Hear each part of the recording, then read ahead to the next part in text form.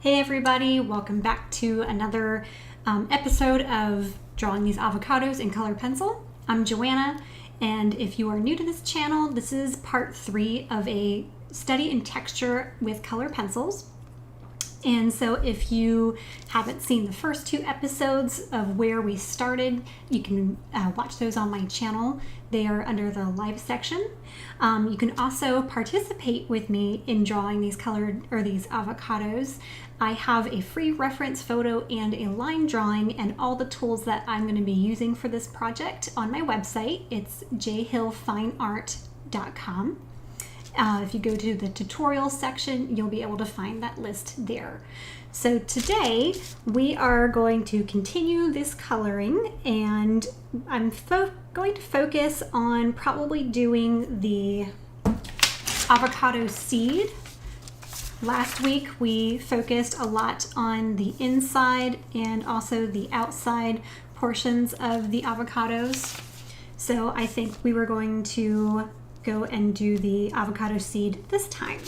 So just to catch you up, if you are new here, I am working on Pastel Matte and I'm using a couple different colored pencils.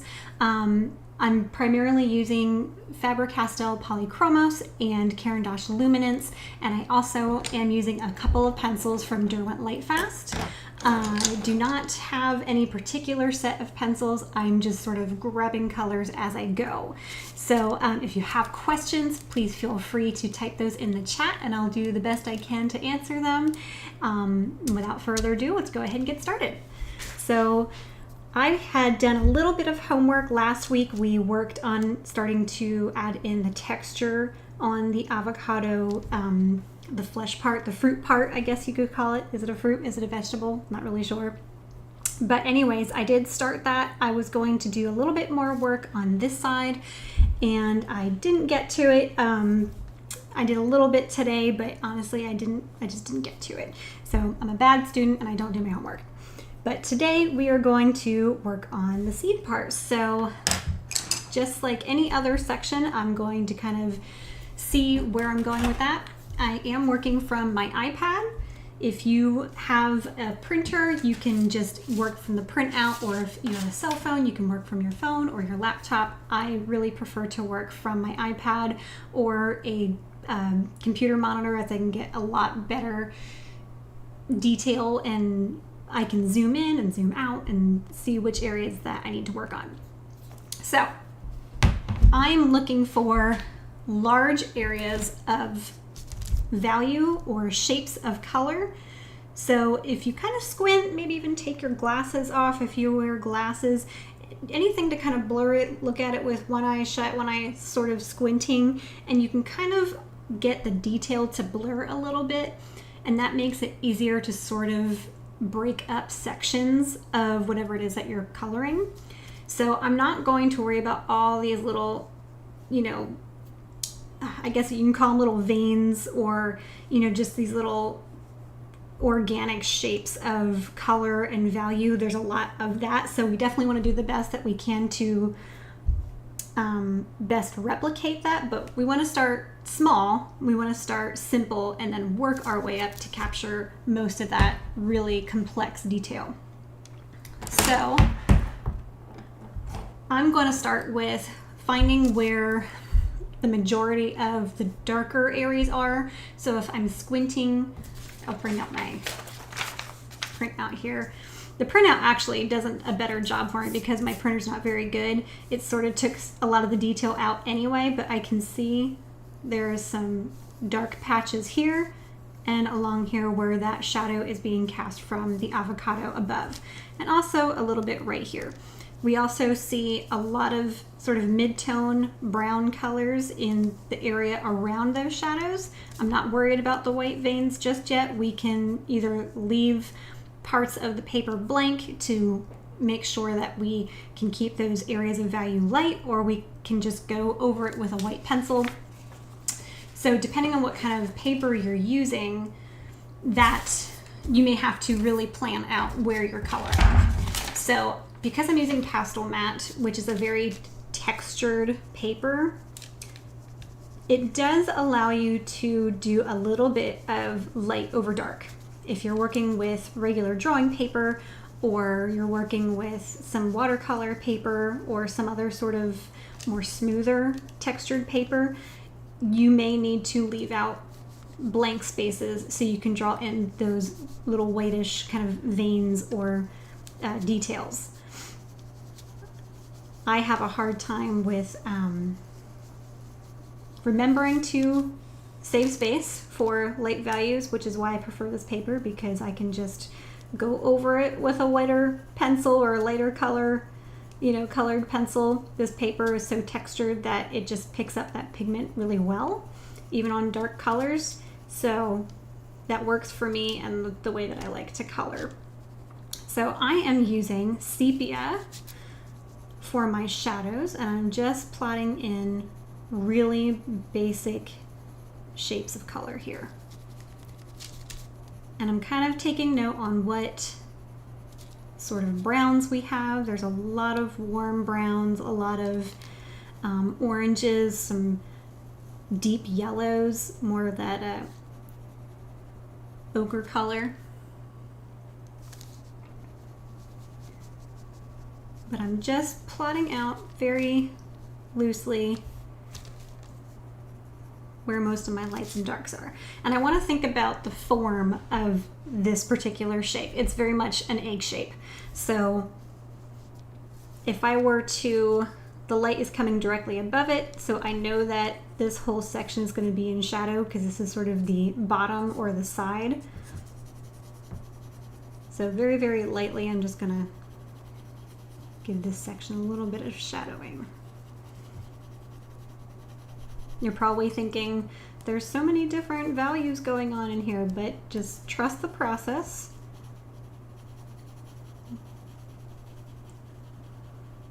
I'm not putting very much pressure on the paper right now either, which is also going to help me to bring these values back up as well as we continue to layer. I'm just sort of plotting out which areas are going to have shadow and highlights. So on this left side here, there's a lot of reflective light. It's quite yellow.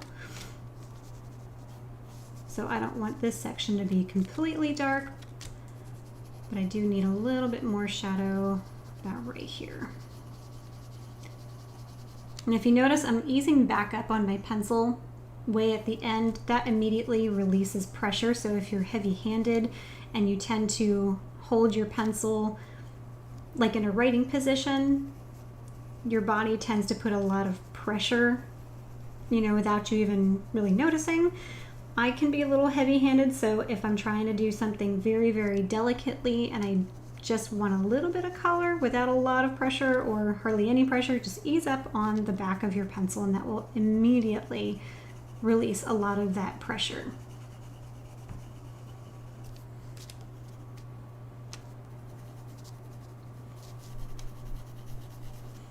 So I'm just breaking this whole thing down into basic shapes. I'm simplifying the best that I can, and you have to use a little bit of imagination for this.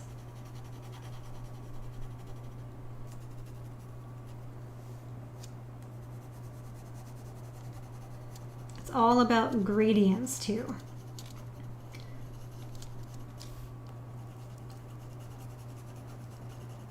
Okay, so I'm going to move to a different brown. This one is also sepia. It's just in the Luminance brand, but it has a little bit more of a warmer undertone to it, almost more of like a chocolate brown. So I'm going to just go over the areas that I went over. I'm going to focus only on the real dark spots. So like right here, there's some real heavy shadows, but I'm just introducing some variety of color.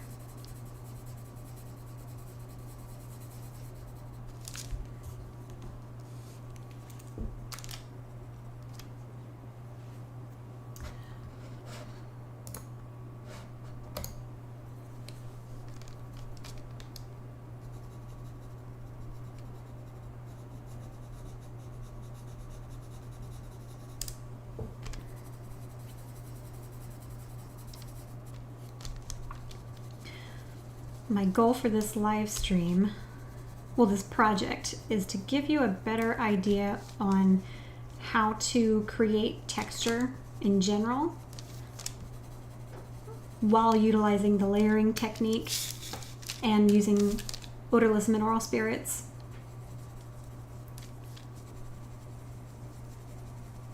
So I hope that just by observing what I'm doing, you'll be able to kind of pick up what exactly I'm trying to tell you. So this area where I'm working at is really quite dark, but you don't want to go in with a heavy hand and burnish your paper. Even though I know that area is going to be really dark, fighting that temptation to be heavy-handed and really cake up that pigment, because there's other colors in there. I don't want one solid color. I want a little bit of variety.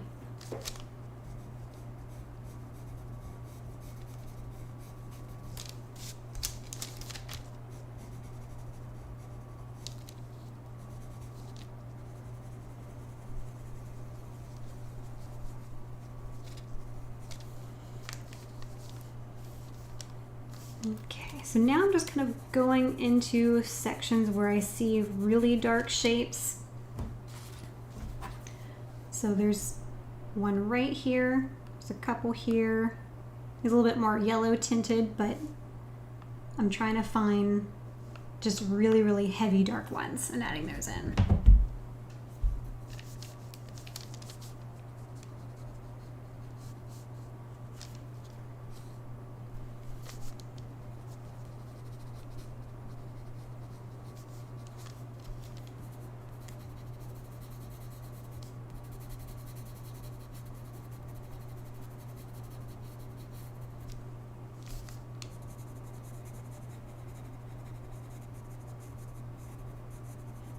You just kind of eyeball it the best you can.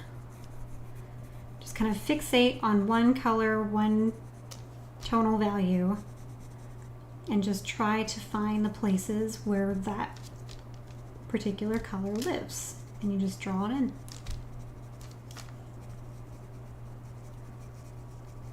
It's like a little miniature abstract portrait.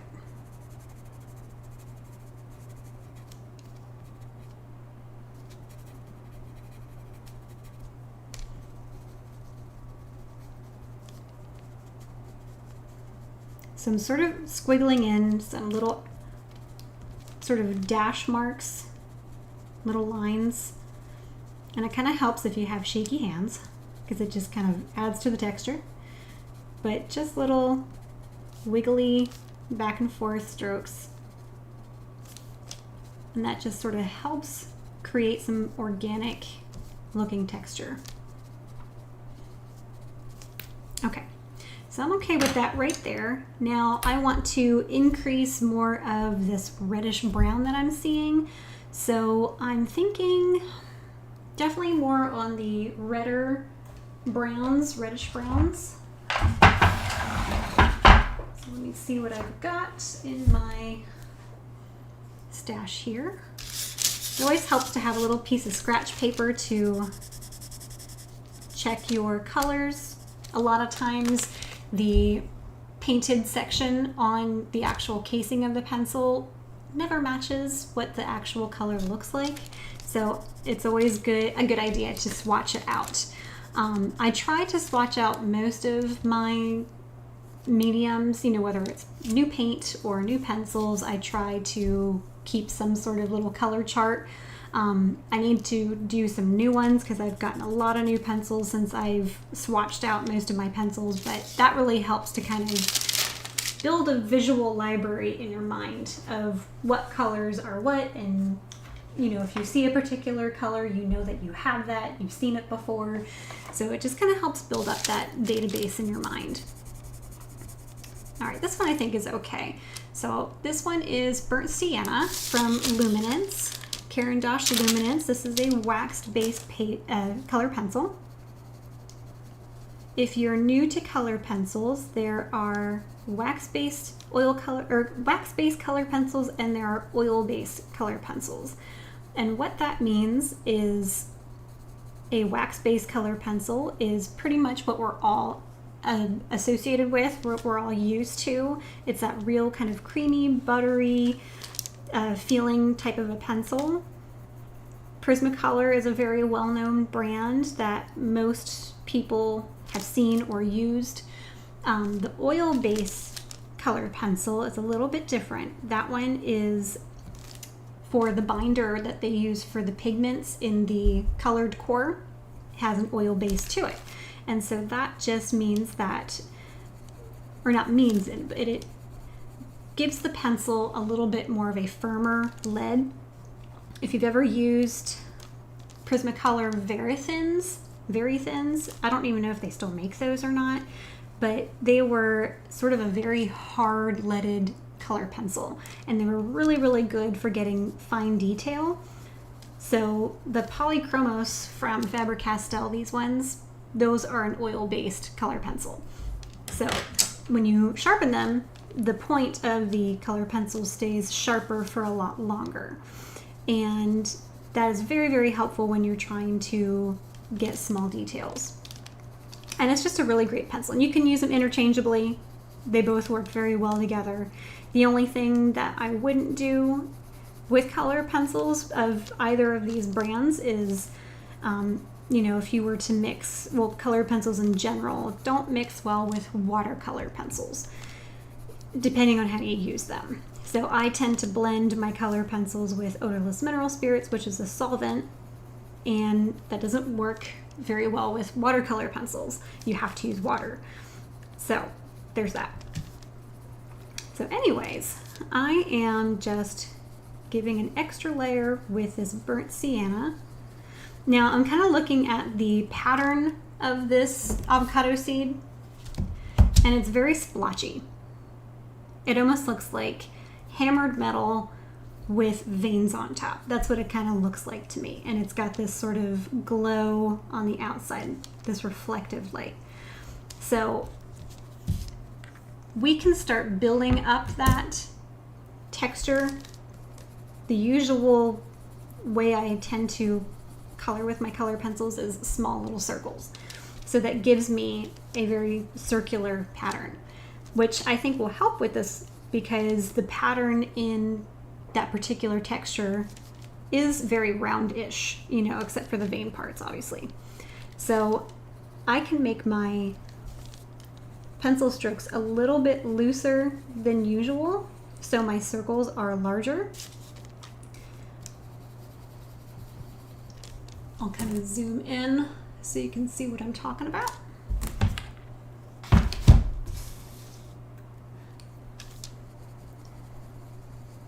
See how there's lots of little tiny circular shapes in there? If I overlap over and over again with different colors and different values, I can sort of start to mimic that shape, or not that shape, but that texture. And it sort of starts to do the work for you. So the only thing that I need to make sure that I'm paying attention to are the values and the change in color. So I need to be wary of when I need to change colors and not go overboard with this one, because I know that there are a lot of yellows in here as well.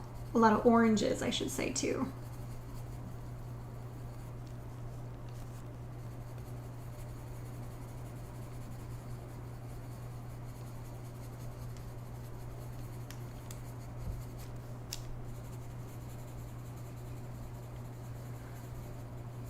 So if there is any particular thing that you want to learn art-wise, I plan on doing these live streams maybe every Tuesday, Tuesday evening. I don't know if I'll end up changing times, but I want to start being consistent with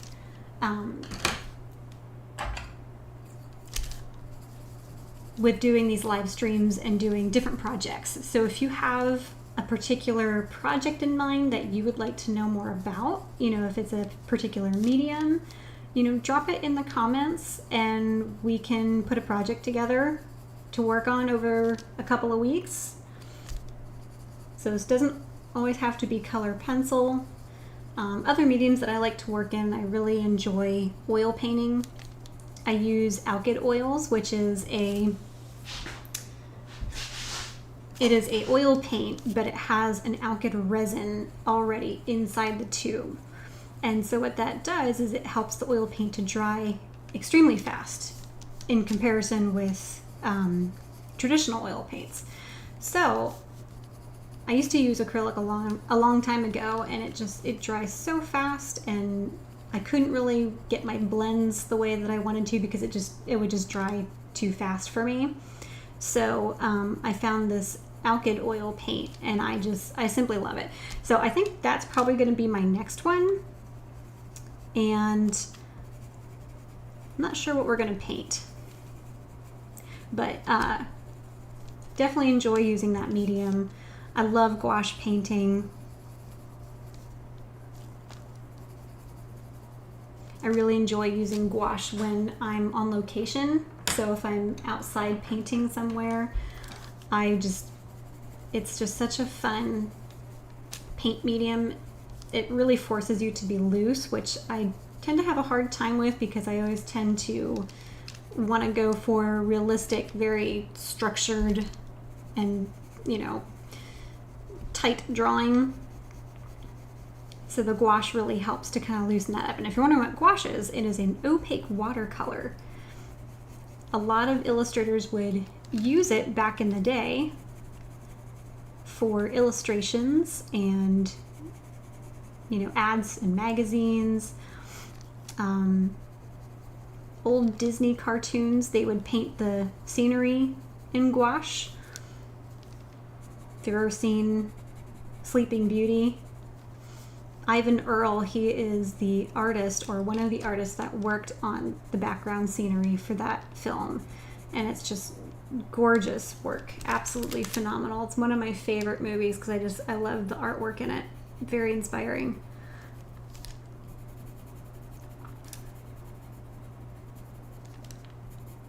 So now I'm using this, what is this one? Raw Sienna, more of a goldish color, and I'm just sort of plotting in just some little sections of where I see hints of that color popping in. I'm not putting it everywhere, I'm just sort of being sporadic.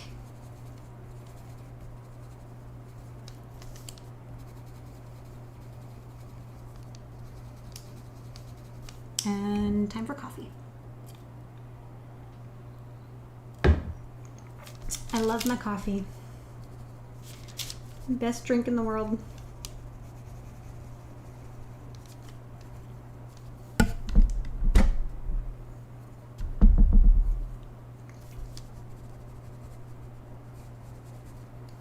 Alright, so I'm bringing it around the sides where there is a significant amount of this yellow because it's reflecting the yellow from the inside of the avocado.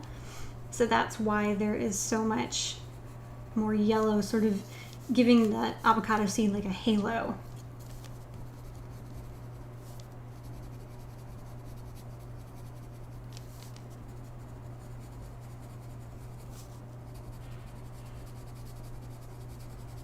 If you ever get a chance to do any studies with lighting and how lighting works with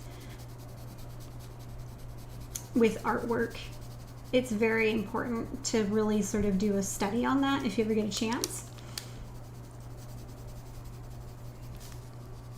It really helped me a lot in my drawing, is kind of getting refamiliarized with color theory over the years and continuing to always kind of be a study at it. And then also studying and observing how light works with color. And we could probably talk for a long time about lighting. I'm definitely not a scientist by any means, but I have a rough idea of how it works, and that's definitely helped me create better artwork. And also it helps you to kind of see, to be able to really train your eyes and look for specifics in your reference photo or in your model if you're working from life, or even in your imagination. You know, if you can understand basic principles of lighting and color theory, you can get a pretty good picture going.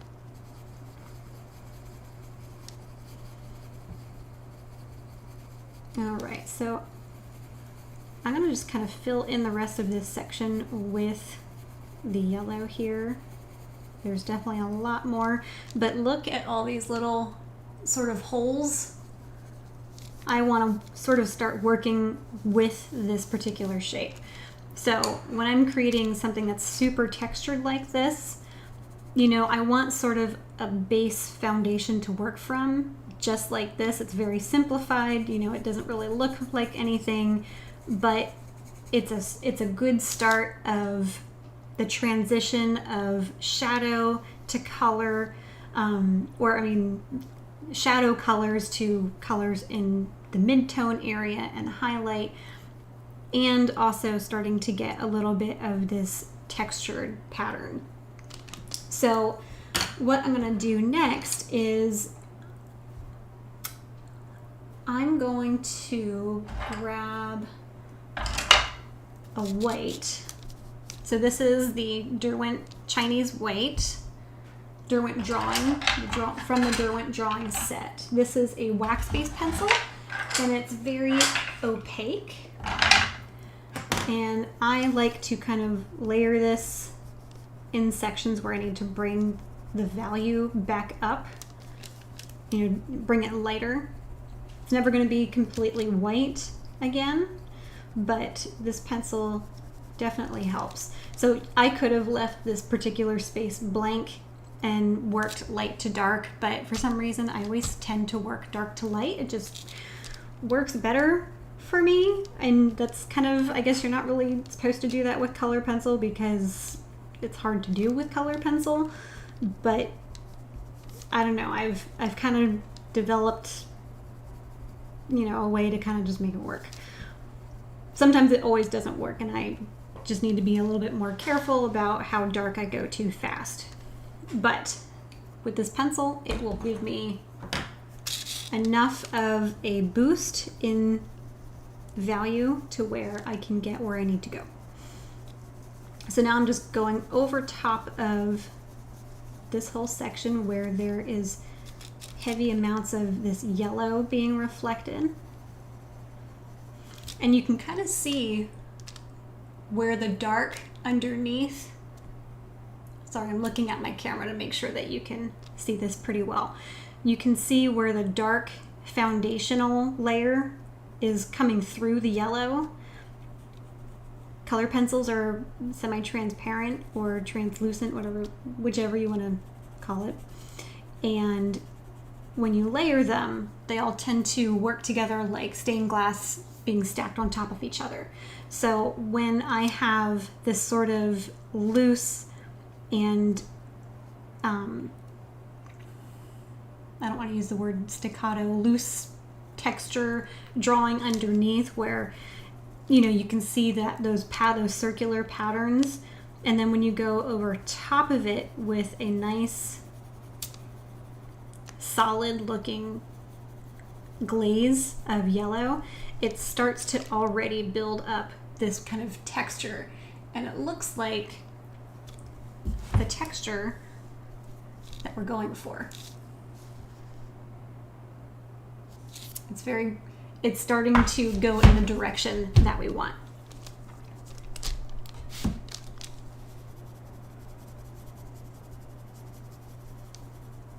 So I'm just going to continue that same recipe by adding in some more of this white.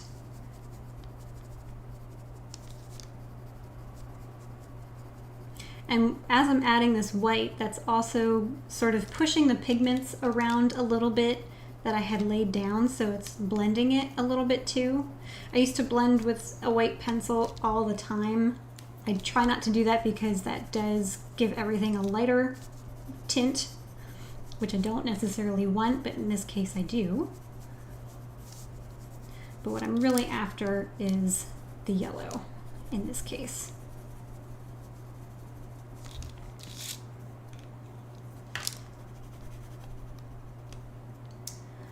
Okay. Now I did leave some blank spaces right here. And some of those are actually a little bit more white, so I'm gonna not completely cover those with my yellow, even though it does have a little bit of a yellow cast or a little yellow tint.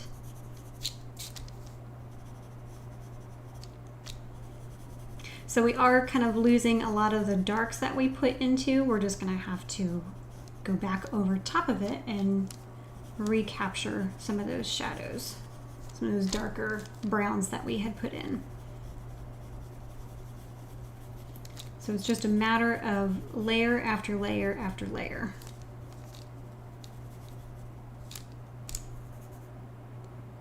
Now there is a little bit of a light, it's not yellow, but it's in, there's a little bit of more of a light being cast. I'm gonna go with a light gray.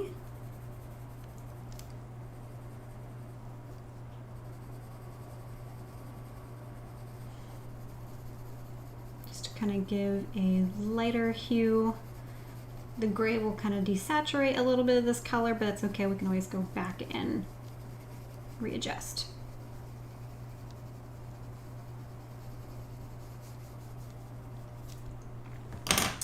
And let's see what else. I'm gonna grab an orange. I'm gonna put some splotches of orange here. So I'm always looking at my reference photo as well. Always kind of concentrating on, you know, what exactly am I trying to achieve with this particular color, with this particular value of the color.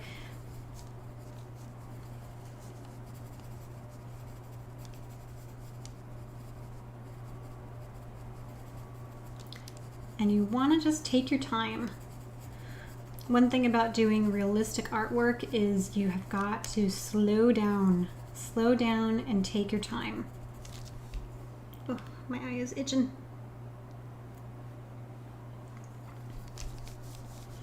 If you rush it, your artwork's going to look rushed.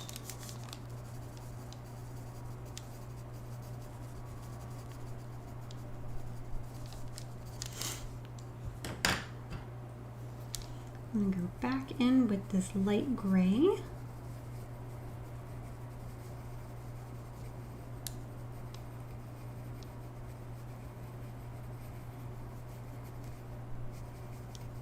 There's definitely some more beige tones in here as well. I'm gonna find something beigey.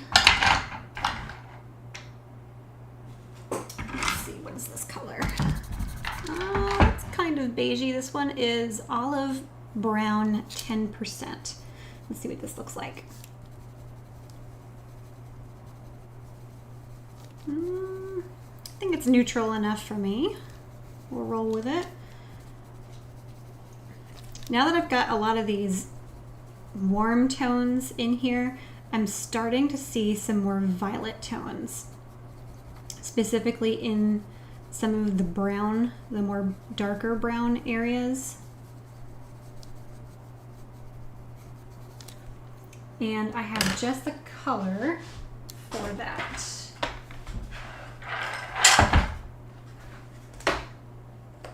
Faber-Castell makes probably one of the best brown violets ever. It's called Caput Mortem Violet. I love this pencil. It's just enough of this, just enough violet, just enough brown, and it's just deep enough. I don't know if you can kind of see that. I don't know how well you can actually see the colors over your screen, but it's pretty spot on. So I'm going to start kind of wiggling my pencil around a little bit more, kind of like in these little squiggle designs, like little tiny S shapes, or just, you know, if you had, you know, a real shaky hand, just kind of let the pencil sort of dance around. And that's going to help start to create some of those underlying veiny sort of textures.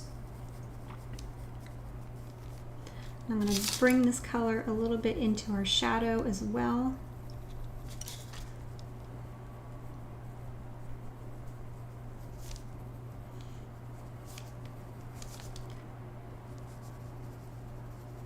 And I'm always looking at my reference photo, looking for big main shapes that this color might live. So if you noticed, I worked from large areas of color, and then I worked into smaller areas of color, and then added smaller, tinier shapes on top of those. So I'm always kind of working from large to small, if that sort of makes sense. And I'm looking for directional lines. So like in this section here on the reference photo, there are some linear patterns. So I'm just kind of suggesting some of that pattern by just adding in more of a line versus a squiggle or a dot.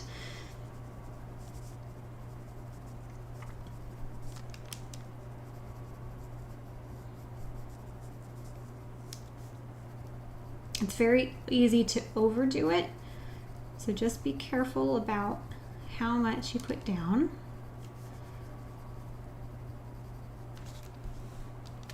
So we're going to blend this, and we're probably going to lose a lot of the texture, but that's okay. A lot of this texture is just going to sort of melt together and create new shapes and better blends and more variety of color, which is what we're looking for, which is what we want. But we want to try and capture a lot of this pattern while we go.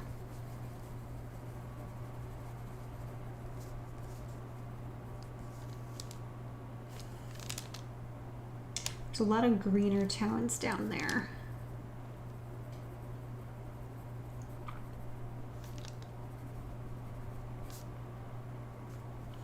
So I'm just going to take the same violety brown color and just kind of drop in some of the darker shapes of color that I see right here. I know there's definitely more oranges in here, but I needed something dark and I was in the area, so I just went with it. Sometimes you just gotta do that. Don't overthink it. Enjoy the process. It's fun.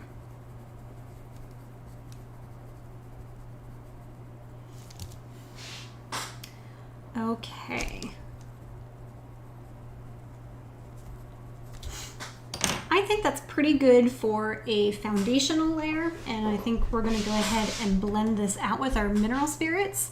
So I've got a plethora of different brushes. I've got some synthetic hog hair, and I also have some golden Taklon bristle brushes. I'm going to use the synthetic hog hair, which is a stiffer brush. And there's a lot of blue on here because I'm working on this big giant flower behind me. So I need to make sure I try and get a lot of blue out of the bristles because I do not want any blue in there. And so all I'm doing, I'm going to zoom out a little bit, is I have a little cup of odorless mineral spirits. This is Gamsol. You can get whatever brand, Zest It, Michael's brand, Hobby Lobby brand, whichever. It does not matter. Wouldn't use any from the hardware store. No turpentine. And I just have a regular old hand towel next to me, and I'm just really wiping off as much of this blue that I've got that's stuck on here. I don't know if you can see this. I have got so much blue on here. Okay, it's probably about as good as I'm going to be able to get. So I'm going to do just a quick dip, blot it on my paper towel, or not my paper towel, my towel. And I'm going to start in the center where I have my highest value. You really do not want a lot of mineral spirits. So this is a solvent. So what it's doing is it's dissolving the binder of the pigment from the color pencil. All the wax or the oil-based binder, whatever it is that they use, it's dissolving that and leaving the pigment. And it's sort of creating like a paint. But if I were to blend it out less carefully, and I'm not really using like a full paint stroke, I'm sort of just dabbling it and patting it because I want to keep the pattern of my little tiny circles. So if I wanted it smooth, get the dog hair out of the way. If I wanted it smooth, you know, I would use a consistent brush stroke, like I was painting something. But I'm not. I'm trying to blend and keep the texture.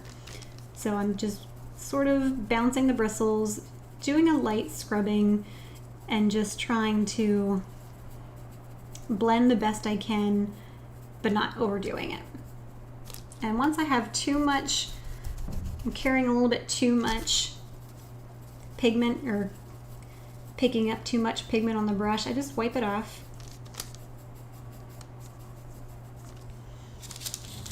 And I'm going to turn my paper here. Now there wasn't a whole lot of pattern in the shadow section here, so I'm being a little bit more aggressive with my blending back here.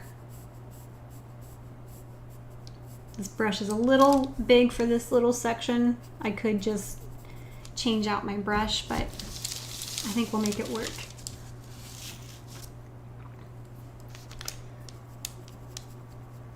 I am being very careful though not to go too far outside of the lines. I want to keep as much pigment from bleeding, you know, outside this shape, which is another reason why you need to pay attention to how much odorless mineral spirits that you put on your brush initially, because it will spread if there's too much, and you can also risk removing too much pencil and sort of having to start back over again. But you'll learn, you know, the more you practice, the more you get the feel of how much is too much or not enough. And when your brush is drying out, you just simply go back in, put some more mineral spirits on your brush, and blot it off on your towel, and go back to it.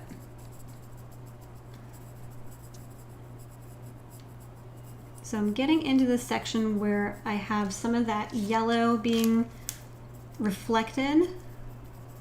I don't want a lot of these oranges or browns to get in this section because I don't want to change the color of that section. I want to keep it as yellow as I can.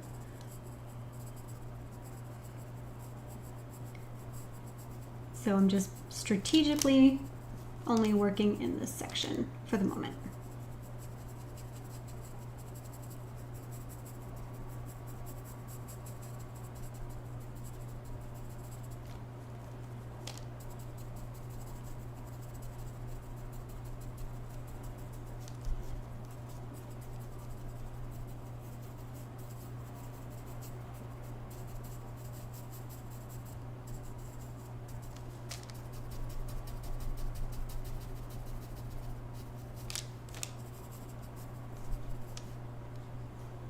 Hey Hayden, this is crazy. Sorry I missed the last week's stream. Are the videos uploaded anywhere? Yes, they are on my channel. If you go to the live tab, they will be on there.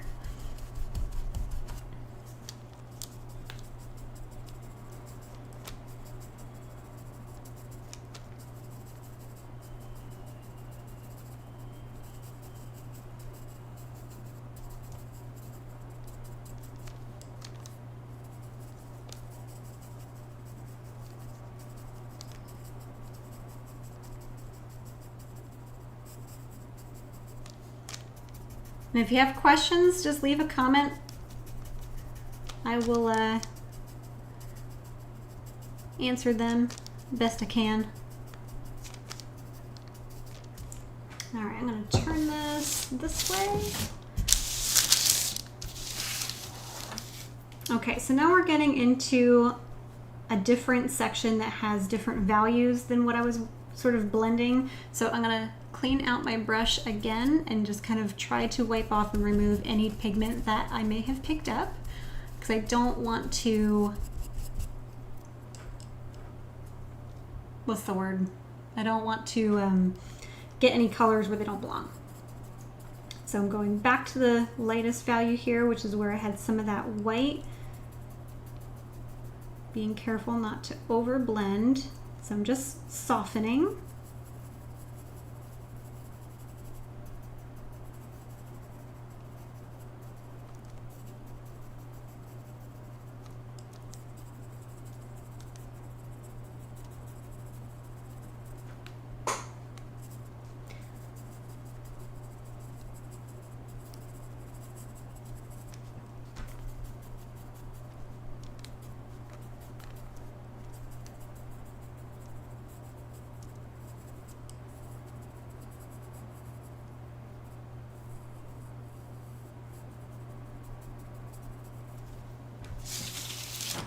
Turn this one more time.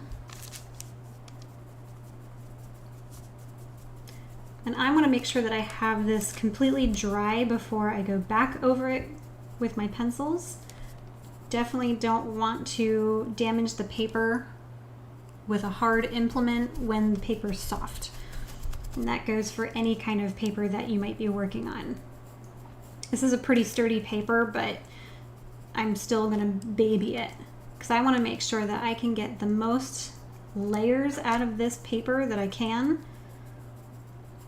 Because you can, like if you're working from a sanded paper, like Fisher 400, 600 grit, or you know, some other sort of really heavily textured paper, you can eventually fill up that tooth of the paper. And if you overwork your paper and you have too much pencil down and you're not finished, you're kind of up the creek at that point, because you know, you've just put too much pencil down. Some papers will only take so much pencil before the tooth fills up. Okay, so I've got that all blended. And let's just go ahead and observe what we've got. I'm going to zoom in.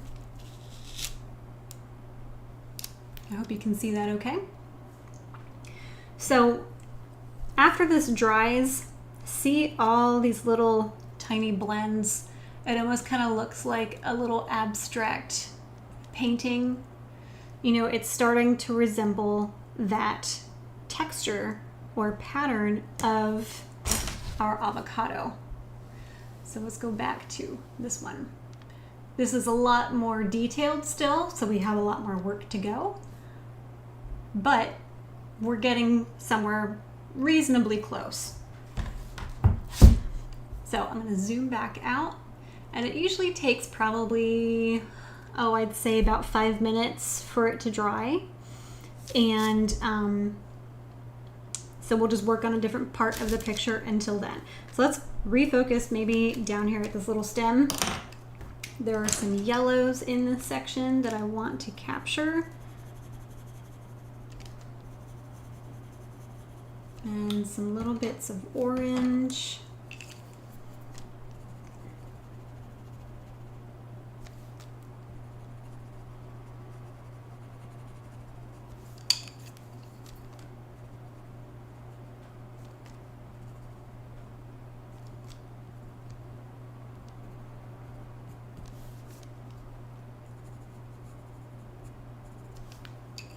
And let's see, we've got some dark areas too, much darker. So I'm going to go back to that sepia color, which is my real dark brown. I love this particular pencil. It's such a nice color brown.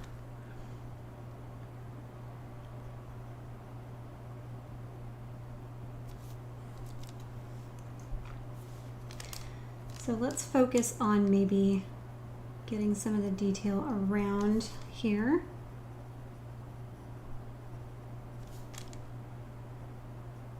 Helps to have a nice sharp pencil to do this part.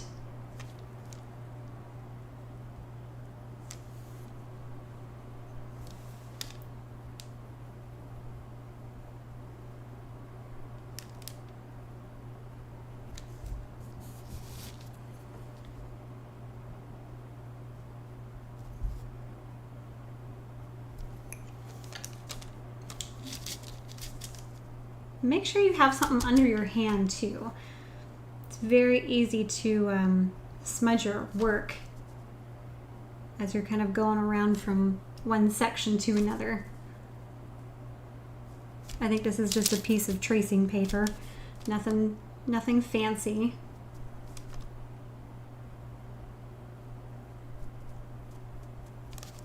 I'm just very carefully going around this whole section here.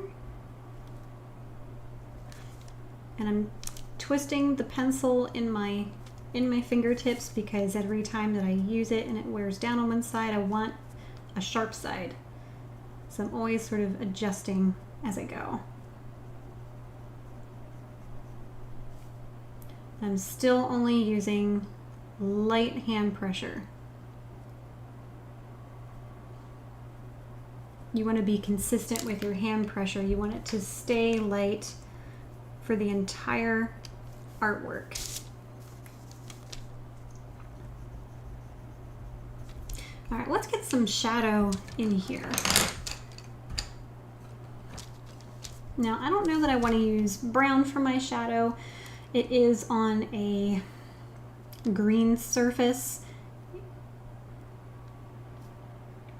I'm thinking maybe I'm gonna go back to the pine green, which is a bluish green.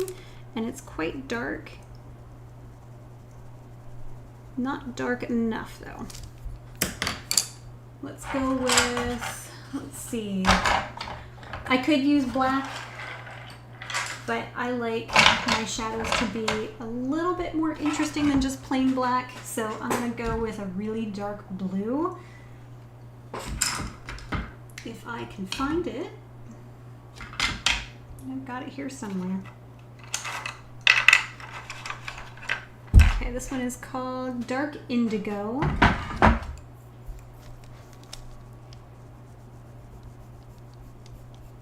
And I'm just putting it in where I see really dark shapes. So it also kind of helps when you have your printout or whatever you're using, you know, if you can zoom in to see, you know, where exactly does the shadow start and the object begin. Because if you look close, there are some shapes within these shadows. It's not just a solid black. You know, you can see something there. And those little things are really helpful in creating good shadows, because the human eye will pick up those little tiny details, and I think that's what a lot of people really enjoy when they're looking at artwork, are some of these little hidden things. Okay, so we're sort of getting up into this avocado here.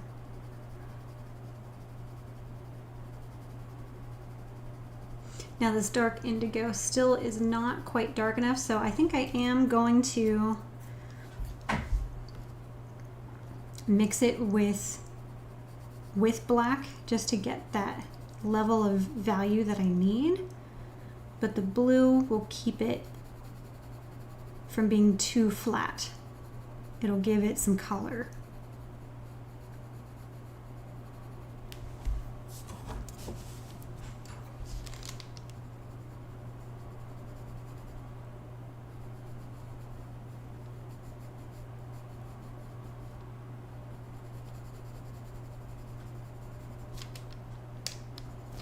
Now I'm not going to work up into this whole top part of the avocado. I'm just kind of focusing in this corner.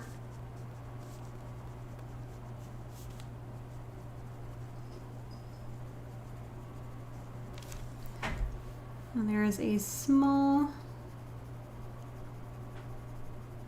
cast shadow right here. And let's see, let's go back to, let's find our beigey color here. Nope. Let's go with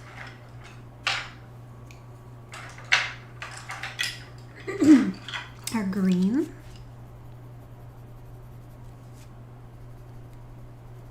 There's a little bit of some really rich saturated yellow here as well. Oh gosh, my head was in the way, sorry gal.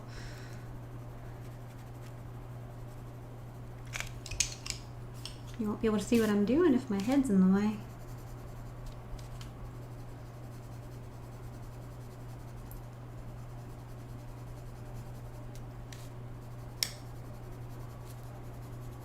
I'm just overlapping the two sections, the shadow section and the section that's in the light. Going back to the indigo.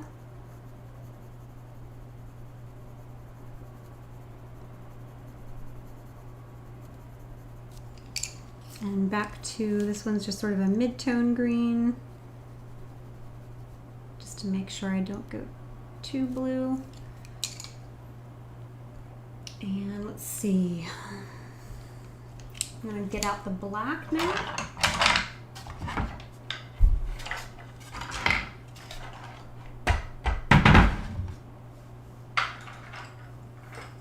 Okay, this one is the Caran d'Ache Luminance Black.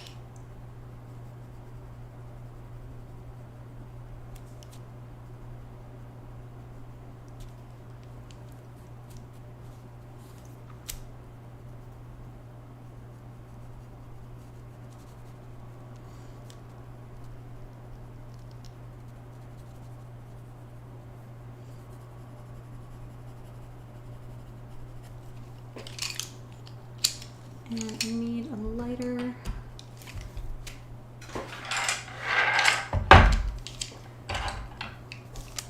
This one is a light cream color.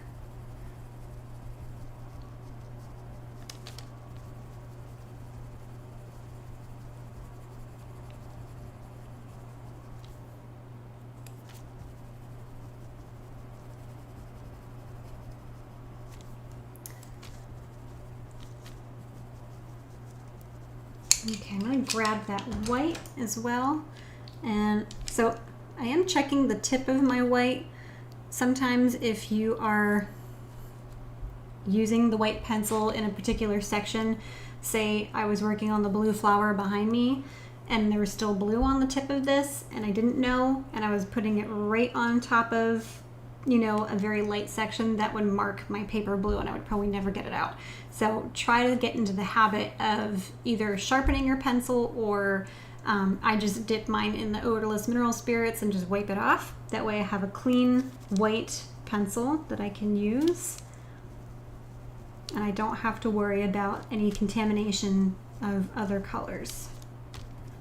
And so I'm just going right on top of this green and yellow portion here, just bringing up those highlights. Now I'm kind of doing more of a linear back and forth motion. I don't want small little circles because there is a, if you look close at the reference, there are sort of a linear sort of pattern to this particular part of the fruit. It is a fruit, right? An avocado is a fruit? A vegetable? Someone tell me. I don't eat them. I'm actually allergic to avocados. I love them. I love a good guacamole. Oh my gosh. It's been years since I've had guacamole or just avocado by itself. It's so good. It just doesn't love me back. Same that and bananas. Can't eat those either. Alright, I'm going to find a light green. And I'm just going to reinforce some of those areas that I didn't go over with the white, just to make those more green. And that actually feels pretty dry. So usually if you're not sure, you know, if you kind of check with the side of your wrist or your, you know, some part where you can just feel if there's moisture, that works pretty well. Or, you know, obviously it looks pretty dry just looking at it, but you definitely want to sort of touch it gently to make sure that whatever section you blended is dry. So let's just finish up what I was working on here. And I'm gonna give that just a quick little blend. I'm gonna use a different brush, smaller one. This one is a small synthetic hog hair bristle brush with blue on it, of course. I'm gonna try and clean that off as best as I can.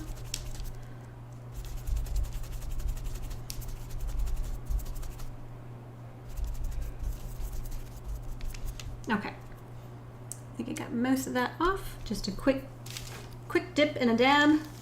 And I'm gonna start in the light section. Now we've already gone over this section before with mineral spirits and a few layers of pencil. So I really want to be careful about how much odorless mineral spirits I'm using, because I don't want to remove any of the work that I had done previously. So I'm only gonna carry it down here because that's really all the extra layering that we've done.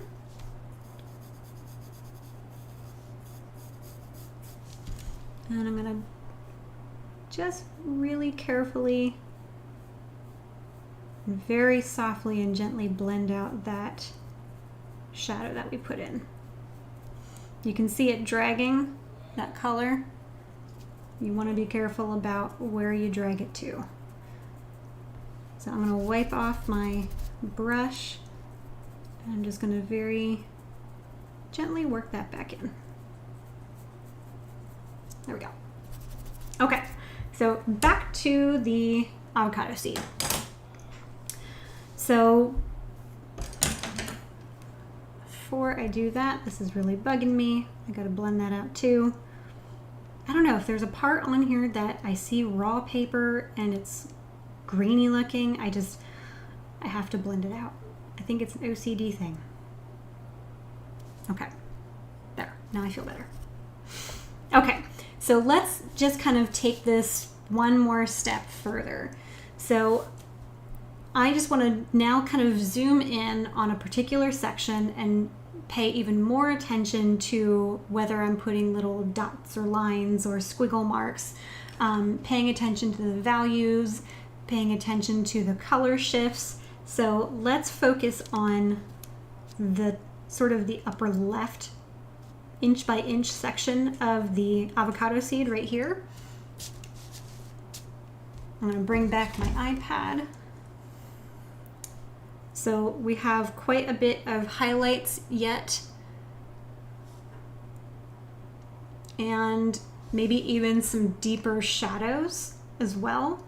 And then we also have a lot of this sort of, it almost kind of looks a little hairy. There's just like little tiny doodads. We'll just call them doodads. So colors primarily see more yellows, more green yellows. I see a little bit more in the darker shadows, maybe some more of that pine green, maybe a little bit of indigo I could add in just to really deepen that color. But primarily I am starting to see those sort of white sort of patches, whatever that residue that's on there. So what I'm going to do first is, now that this is dry, this white pencil is going to show up even better. So I'm going to give this a quick sharpen real quick.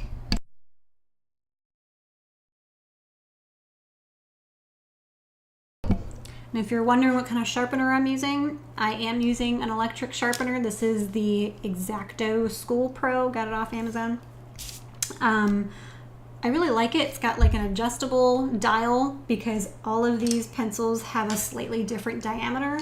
So a standard hand sharpener may not fit some of these. especially the Derwent Drawing. This is more of a beefier pencil, but it's a great little electric sharpener, and it stops when it's sharpened, so I'm not just eating my pencils. So, okay, so I'm going to start in the upper left-hand corner, and I'm looking for those little squiggly patterns of white whatever that is. Some sort of weird, I don't know, it looks like a fungus. It looks kind of gross. But basically, I'm just moving my hand like very jittery, jitters, like I've got too much coffee.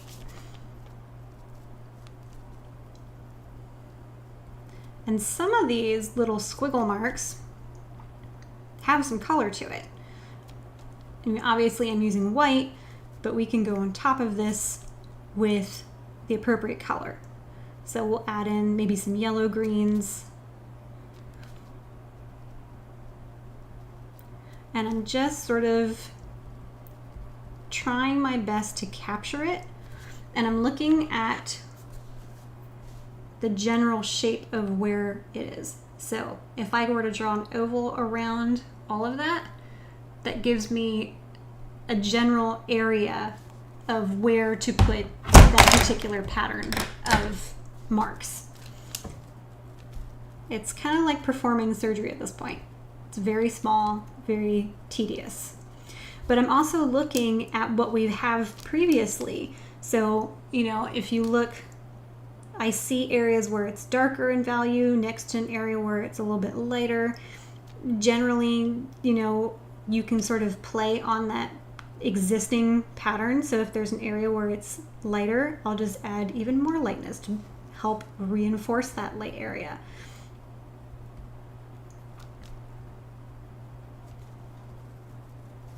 A lot of the blending sort of, you know, the way that we've laid this down really does the work for you in a way.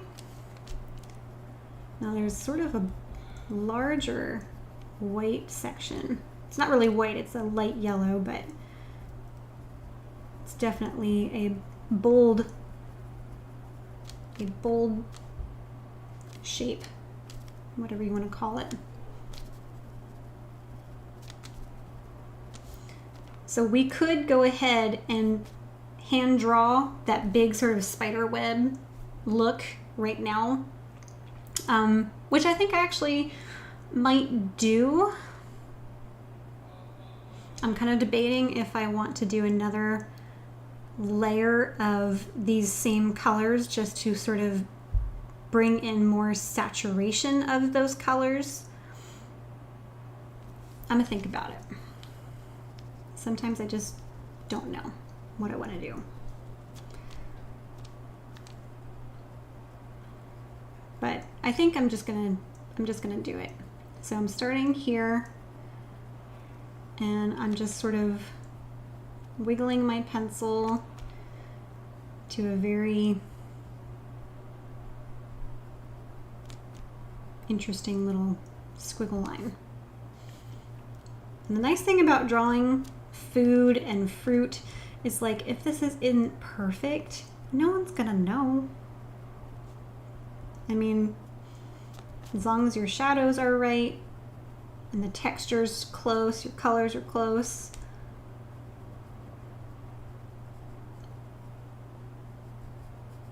I'm just sort of getting the general idea of this.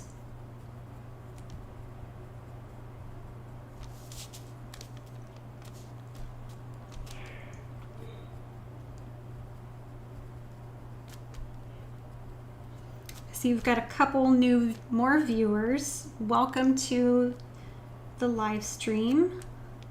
If you have any art questions or questions about what I'm doing, please feel free to ask.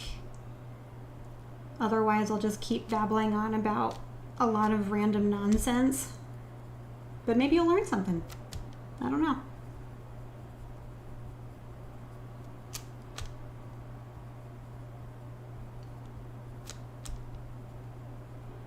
But anyways, to catch you up to speed, if you are new to this channel or this particular stream, this is part 3 of a ongoing project of focusing on creating texture with color pencils. I do a lot of work with color pencils, and I really love the challenge of trying to capture texture and lighting.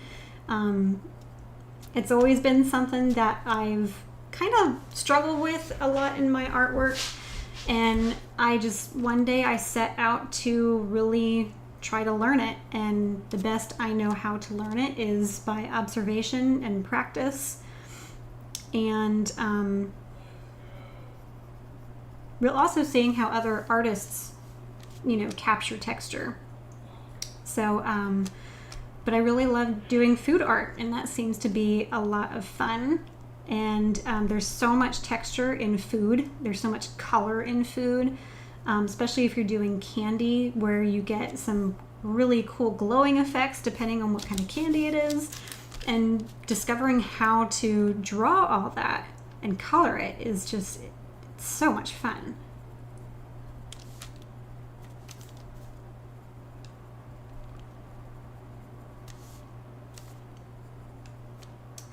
Okay, so it's not completely perfect, but it'll work. Sort of spider web effect. Now there is this, I don't know if I drew it earlier, and I'm glad I can still see a little bit of a faint line. There is almost like a crack in there of this avocado. Blue's the wrong color. Let's go back to the sepia. We want something a little bit more brown, I think. I tried to grow an avocado tree, I guess you could say. I was working as a bartender years ago, and we had a couple of seeds, and we put them in water, and they actually grew for a decently long time before I think they finally just died. But they never did, bloom or anything. I guess you have to cross-pollinate them or something. I'm not entirely sure how you grow an avocado tree, but it was a fun little experiment. Okay, so I'm getting away from the light. Very easy to sort of lose track of where you're going.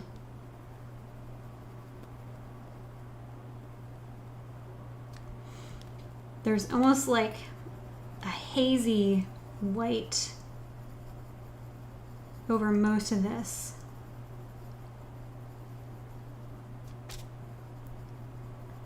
It's very sporadic. Have some more coffee.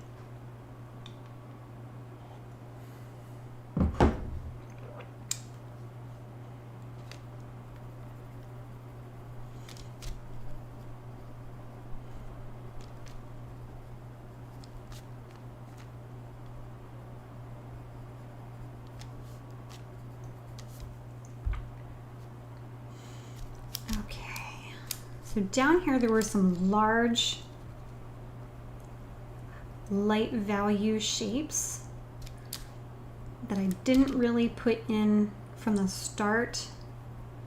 So I better capture those now before I get too far.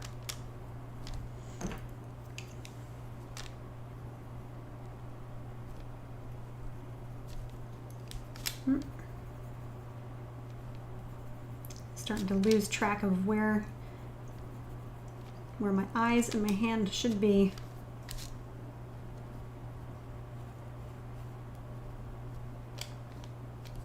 And where the darks are.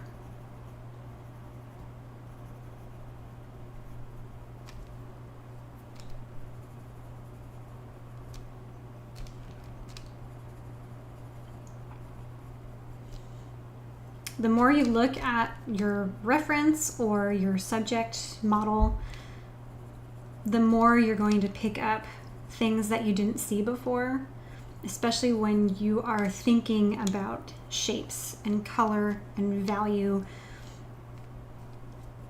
Like where does a middle value on a scale of 1 to 10, like a medium medium green, you know, where does that live and what shape, if you could draw a simplified shape around that particular section, you know, does it create a shape? So you want to start really training your eyes.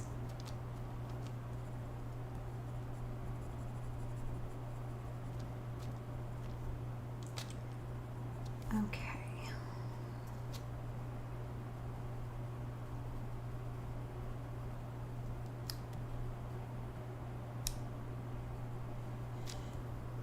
Yeah, I definitely want to reinforce a lot of these.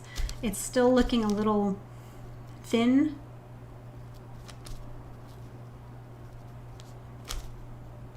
So on this section, there's a lot of like little dimples. So I don't want to put any white over top of some of these darks because I want the dark section to be where it's dimpling in. So I'm just finding areas of light.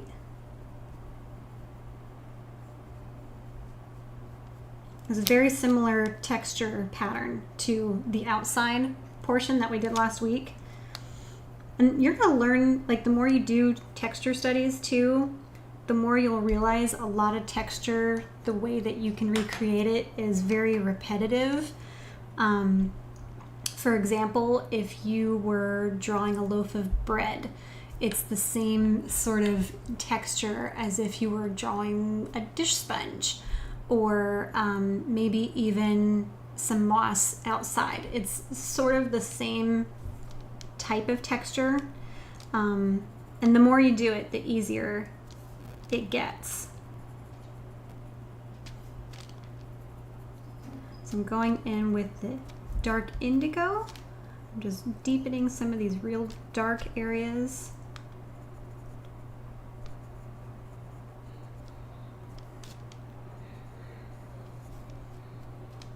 I need to get some of that green in here. I'm gonna sharpen this real quick.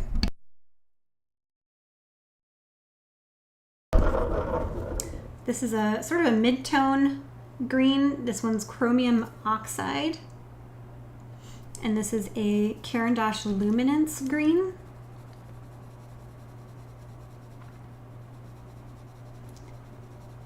And I'm just putting in a light coat just wherever I see hints of this particular color.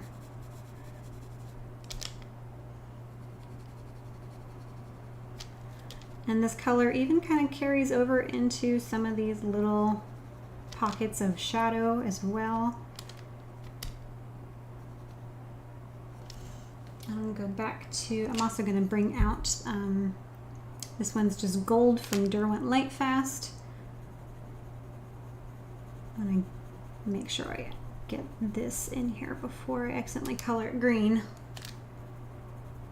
I try not to bounce around too much, but if I'm in the neighborhood of something, I try to at least pop that in there. But I think it's very easy to get lost if you're bouncing around your artwork all the time.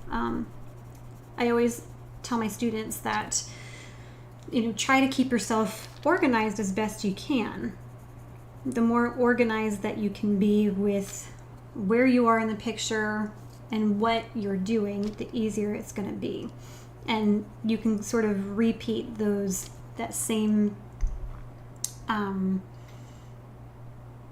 regimen, you know, that way you can just always sort of keep the same steps in your mind every time you're doing a project, and it just sort of helps streamline it because you already know what to do.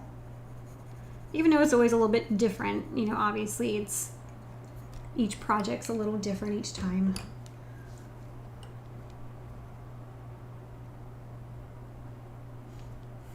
So there's these weird little dots and holes here. I shouldn't be worried too much about doing little tiny details like this just yet. I'm not there yet, but they were sticking out at me, so I just wanted to capture them. I'm gonna bring this gold around here. Now there's a little bit more of some warmer yellows on this particular side.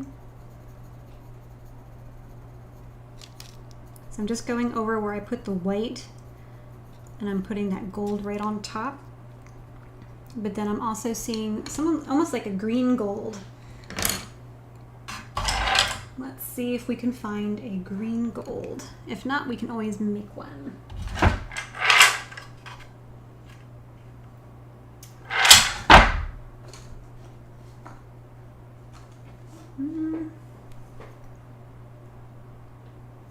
Oh, it's actually called green gold. Imagine that. Okay, I'm going to sharpen this real quick.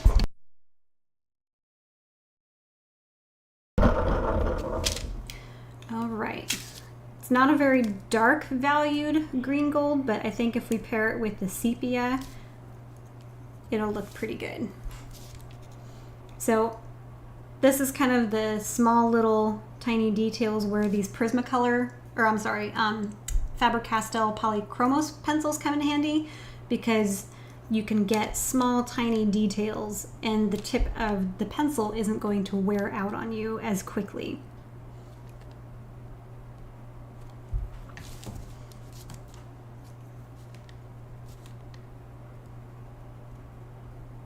And it's just sort of little tiny dash marks.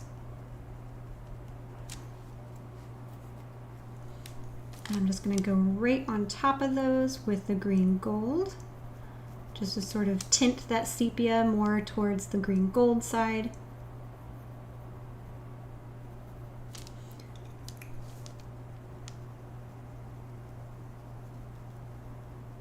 A little bit deeper in shadow on this side as well.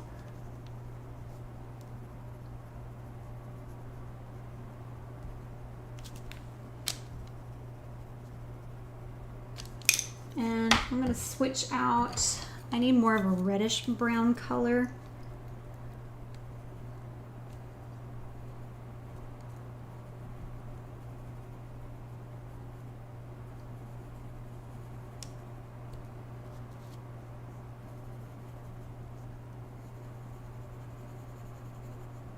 And I'm just overlapping also. It will muddy the colors, but sometimes that really works well together, because all these colors are just sort of melting together as they go around this object. And I want something a little, I'm going to actually add a little bit of black.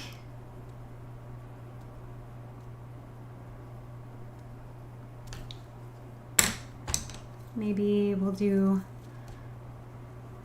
dark brown instead.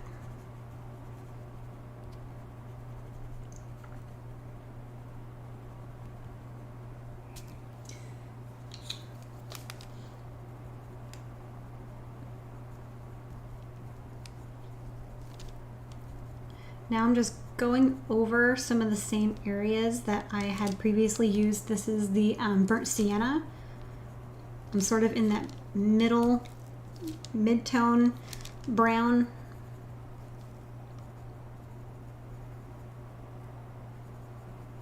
I'm not going over the white with this. I'm just sort of finding areas in between these squiggles of white, and I'm just sort of reinforcing some of that color.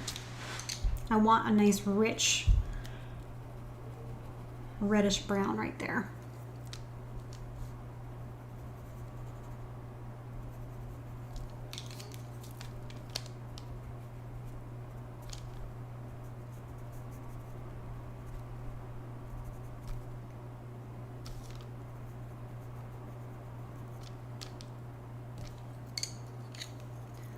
So in this area right here where we put the white, there are some little bits of this green gold there, maybe even a little bit of some yellow.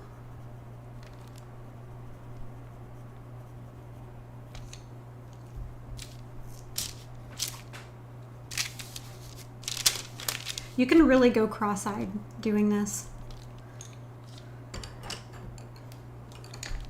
Sometimes you just got to force yourself to kind of take a step back, readjust.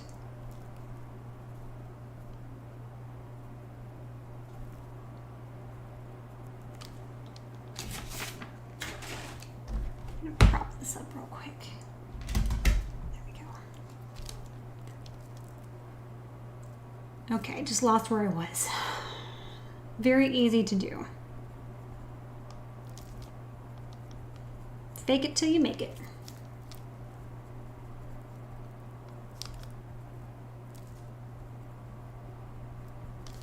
Okay, I'm gonna leave this area alone real quick for a bit. I need to readjust my eyeballs. And I'm just kind of slowly going around and around really, and just, you know, finding areas that I can adjust, like right here. Definitely needs more of this burnt sienna color. And also some more of the orange that I had before. So maybe I'll go back and forth between the two. And maybe even a third orange. This one is terracotta.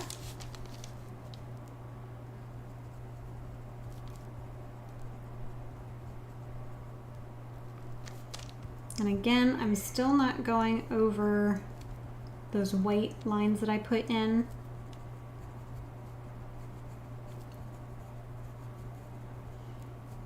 But in this section, there's actually some more of these real dark, veiny lines.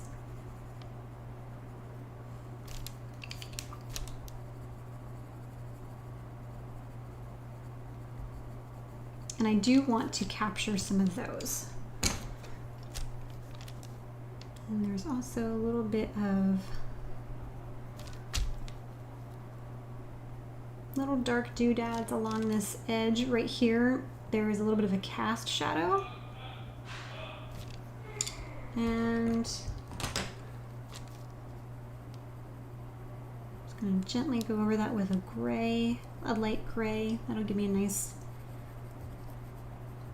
reflective hue. Maybe put a little bit of yellow in there. And the yellow's not showing up that great. Okay, so there are definitely some much warmer, more red in this brown. So I'm going to pull out something more red. I could just use straight red. I'm scared it's going to be too strong, so this one is Russet. We'll see if this one gives me a little bit more of that reddish orange that I'm looking for. And actually, I kind of like this color. Yeah, I like that a lot. It's not too red. So let's go ahead and just pop this on down here.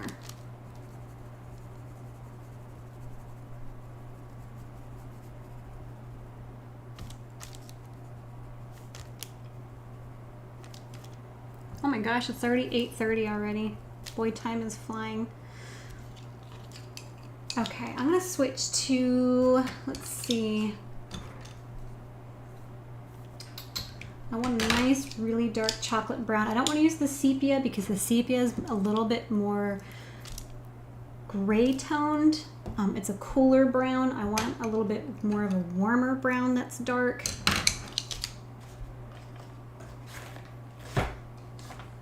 I could even use a really dark red. This one is called Carmine Lake. It's a little browny. I'm going to give it a sharpen real quick and we'll try it.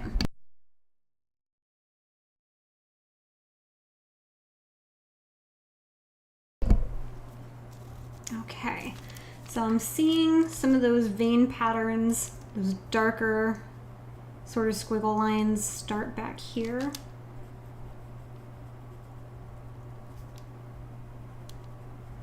Oh yeah, I think that's a good color.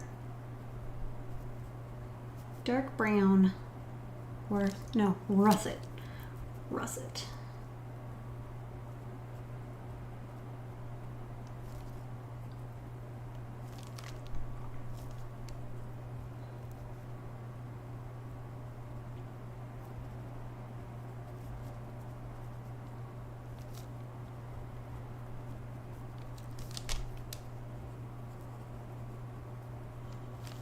And I'm just being completely random with this little pattern.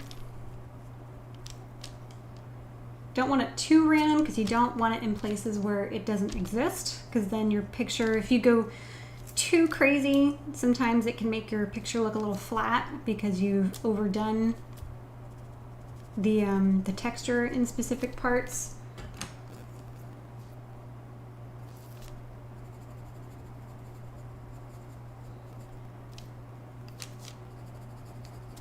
And what's nice is sometimes you find combinations that work really well together, like this russet on top of the Carmine Lake kind of helps it give a nice, really rich undertone to it. I like that a lot. Yeah, it looks good. I see a lot of this color also in there. Let's go back with Carmine Lake. The trick to good shadows is definitely utilizing color in them, not just black.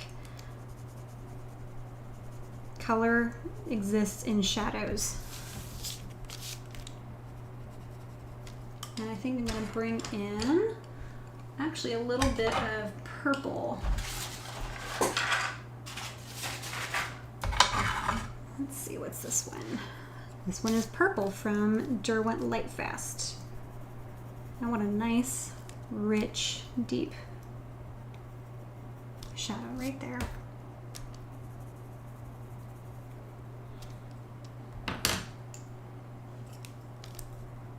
And there is some patterns in here as well if you can look close enough. So I'm going to dance around this Carmine Lake and maybe put a few squiggle marks. I'm going to do the same thing with the russet.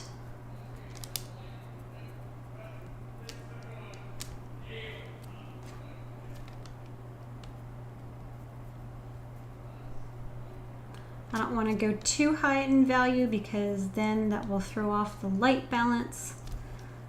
So I need to be careful. And there's also sort of an actual, almost like a line, where the cast shadow from this top avocado ends. Let's get rid of that white line back there. I'm going to go in with the blue. Just give it a very light coating.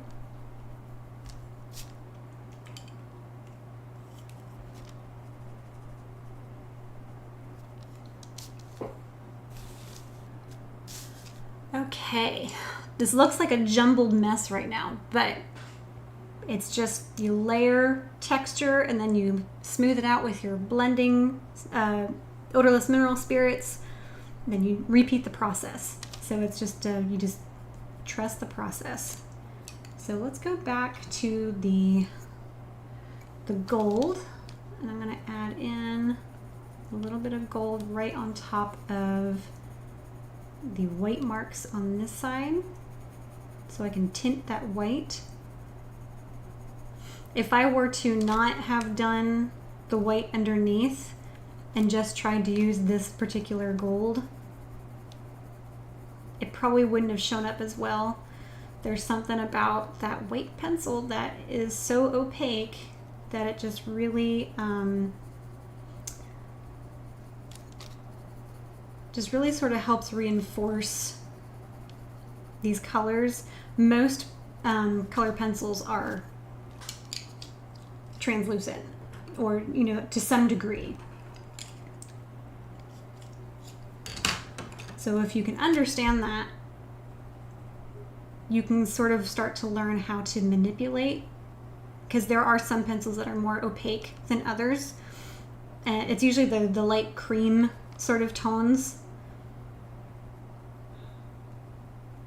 And you can figure out combinations on how to layer them. And the combinations are infinite. Like, I couldn't tell you, a particular combination, that I use all the time. Just depends on what I'm trying to do. Like the russet with the Carmine Lake, I didn't know that was a good combination till 5 seconds ago. Okay, there is some green in there. It's more of a yellow green. Let's use,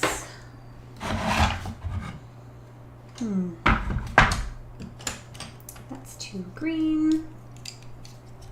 Oh, here we go, perfect. This one is olive green. I don't want a lot of it, just a pinch.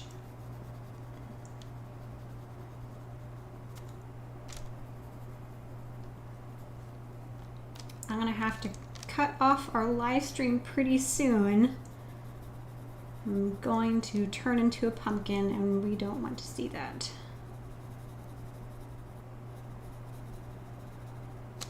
But I want to sort of get to a good stopping point.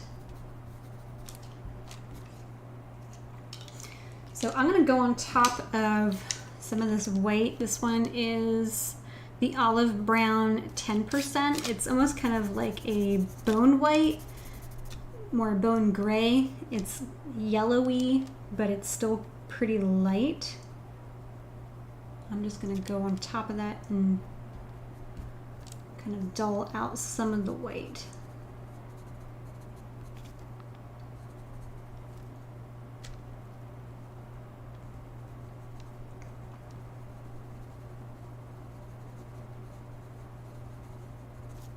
And if you weren't here before, you can go to my website if you want to download this project. I have a line drawing and the reference photo on my website at jhillfineart.com/tutorials. It's completely free. You can just click the download button and there's also a list on there that shows you what pencils I'm using, what kind of paper I'm using. You do not have to use everything that I have. I've been a collector of art products for a long, long time, and I'm a little obsessed over it. But you just use what you got. You know, if you have regular color pencils that, that you've had in a drawer somewhere, those will work fine. And they'll work with the odorless mineral spirits too.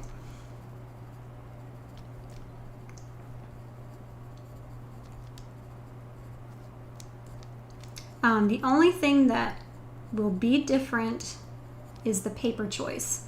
So I am working on a textured paper called Pastel Matte, and it does allow me to layer like this a lot better than the standard sort of like watercolor paper or drawing paper would. So that's the only thing that will be very different. And the pencils too, depending, like if you're using Crayola, obviously you're probably not going to get as much of a pigment load as with more professional products like these ones are. But you know what, for having fun and practicing, it doesn't really matter.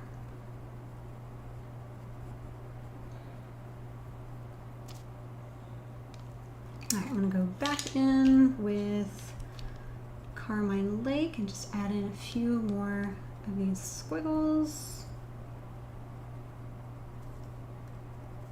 So my intent here is to do another round of blending with all the texture that we just put in. And then next time we meet, I'll be live streaming again next Tuesday, same time, at 7 o'clock. Make sure I check my calendar before I say that. Yep, that's going to be the 1st of August. And I will have a live stream again. So we definitely need to get more of these little squiggles, more layers, more work in the center. I'm just going to add in maybe a few splashes of some browns. The center definitely needs some more work, but we will get there. Okay, last blend of the night, and then I'm going to call it a night. All right, so I'm going to use the same brush. This one is a number 4 Sorrento from Artist Loft. Very cheap brush. Probably cost me like $3. And I have very little on here. Matter of fact, I have less on this brush than I have previously because I'm really trying to control how much mineral spirits is on this brush because it is a solvent. It is going to remove as it dissolves. So I want to control it. I want to be in charge of how much is removed, how much is blended, and I would rather have too little mineral spirits on my brush than too much and end up having to start over.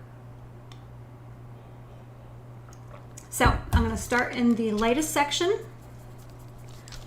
and I'm being very, very gentle. I'm just sort of patting it. We are going to lose probably quite a bit of the texture, but you can see it just sort of melts into each other. You don't want to overwork. Usually when I'm blending, I'll just kind of come up here. I really scrub if I'm getting like just a smooth gradation from one color to another that's pretty basic. In this case, I don't want that because we're trying to keep the texture. So I've got a hand towel over here and I'm really just scrubbing my brush dry. So there's barely any residual on here. I can kind of tell there's a little bit coming off on the brush because my finger is now a little bit glossy. That's about as much as you want. And you're just going to very lightly just pat it out, small section at a time, until it softens. So we're not looking for a full blend, we're looking just to soften. So we want a nice balance of hard lines and soft lines by the time we're done with this, because that's going to give that realism effect. Because if you look at any object, you know, with a pattern or texture, it's going to have a balance of soft lines and sharp lines and hard edges and soft edges. So we can always resharpen, but sometimes if we overblend, then it makes more work for you to do.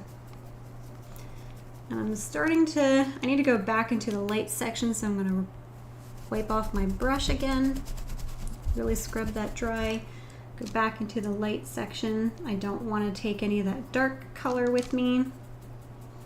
If I did, it probably wouldn't be the end of the world.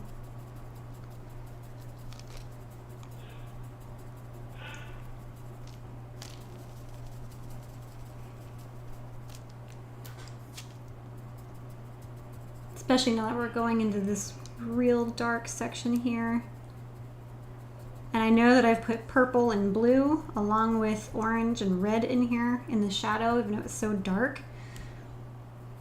We don't want to carry any of that with us when we move to different sections.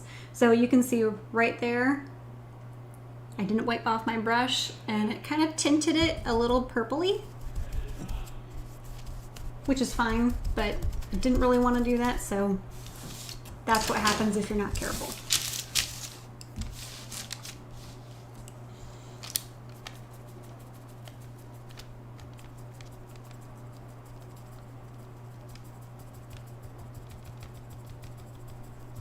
And if you've over textured an area, feel free to just do an extra few passes with your brush, or scrub it a little bit longer, and that will soften that texture right out.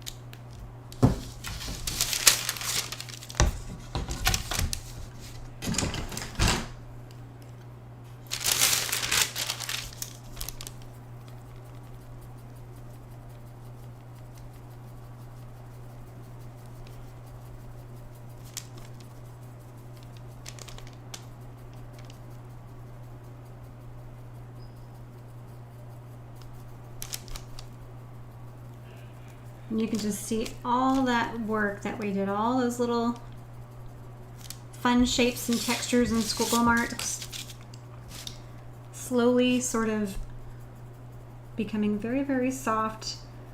And now everything's starting to kind of work together. Still not done yet. Don't make the mistake by calling it finished too soon. Usually when I'm doing this portion of the work, you know, my values sort of start to get a little lost. So when I go back, when this is dry, I'm going to go and reinforce my values, reinforce my highlights, start adding in more concentration of colors. You know, if I need to make an adjustment of something that is not strong enough or too strong, I can do that. But as you blend as you go, you can just start creating a lot of this texture as you build up the layers.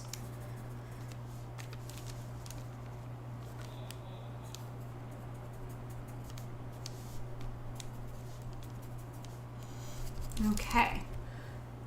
Well, I think we are going to call this one done for the moment, for the night, and I will see you all back next week at 7 o'clock.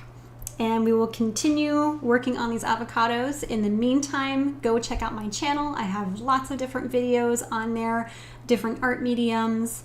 Check out my website. I've got wonderful prints and originals on there. If you're local to Southern Georgia, you can always check the events tab to see where I'll be for workshops or if I'm doing anything special. Reach out if you would like some extra coaching. So I do one-on-one coaching, in person and virtual. So if you would like to learn to draw or paint or learn more about color pencils, you know, reach out to me. Feel free to email me. My email is jhillfineart@gmail.com. And with that, I hope you have a good night, and I'll see y'all next week.